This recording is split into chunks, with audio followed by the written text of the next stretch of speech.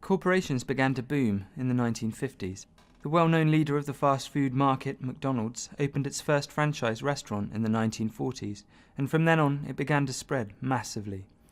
KFC first opened in 1930, although they began their first franchise in 1952. Then they went on to open many more. Both of these corporations, as well as many more, began originally as a small business themselves. Asda originally began as a chain of butchers in the 1920s. The owners, the Asquith brothers, decided to expand their business and team up with a group of dairy farmers to create the business Associated Dairies and Farm Store Limited.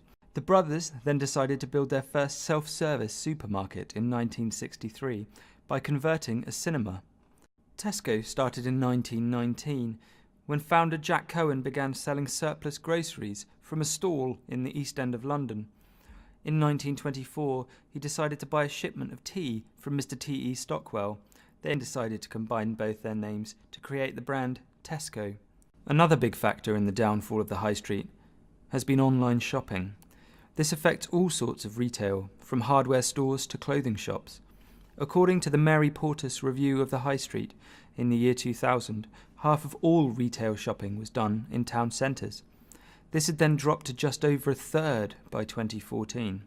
There has been a significant rise in online shopping since 1997, growing year on year until 2015, in which the UK spent £40 billion online.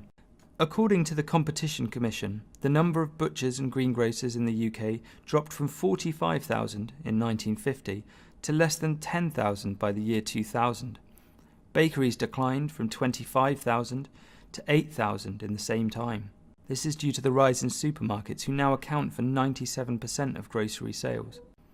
Since 2001, superstores in the UK have grown by 35%, whilst all other grocery retail has declined.